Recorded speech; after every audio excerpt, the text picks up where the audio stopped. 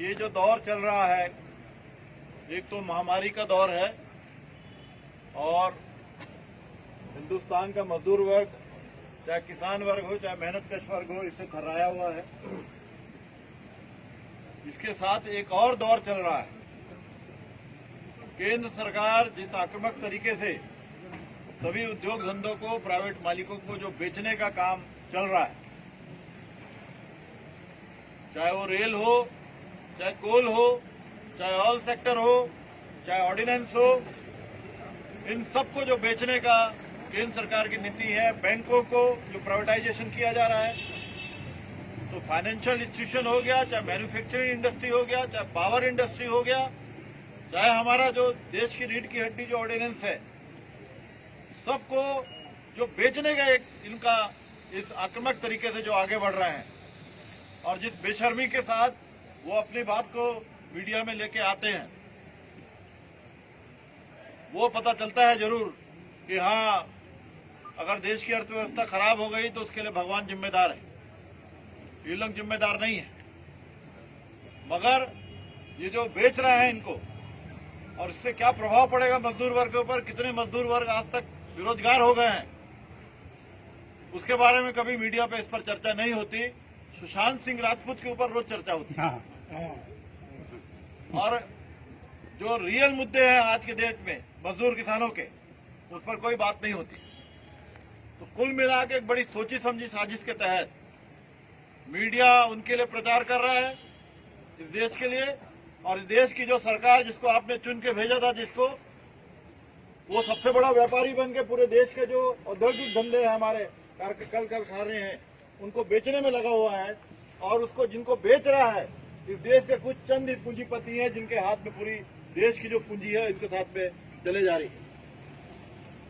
अंबानी का मैं देख रहा था कि अंबानी का जो पैसा है वो 33% बढ़ा है और हिंदुस्तान का जीडीपी जो है वो माइनस में चला गया।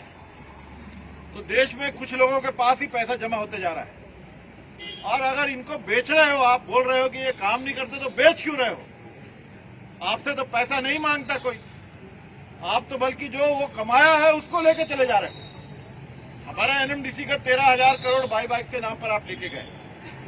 नगरनार का जमीन, वो जमीन है किसानों का, वहां के किसानों ने वो जमीन दी और जो पैसा लगा आज तक 16,000 करोड़ वो एनएमडीसी का लगा और उसको कंप्लीशन करने के लिए 5,000 करोड़ और एनएमडीसी को कहा जा रहा है कि फाइनेंशियल इंस्टीट्यूशन से आप लो और उसको कंप्लीट करो, कमीशन करो।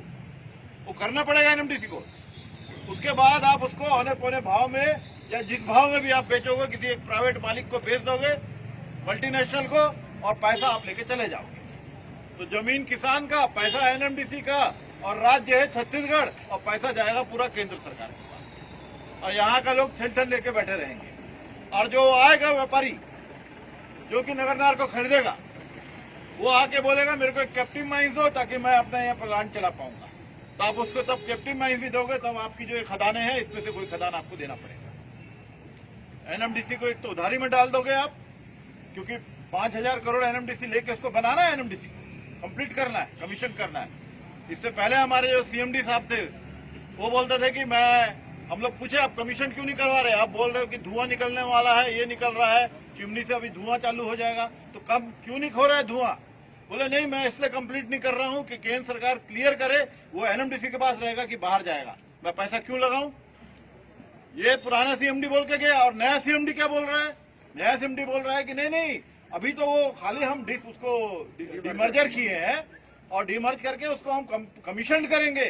वो जरूरी नहीं है कि कल को उधर जाएगा, किसी और कोई प्राइवेट मालिक के पास जाए। अगर नहीं जाएगा तो लिस्टिंग में क्यों आया?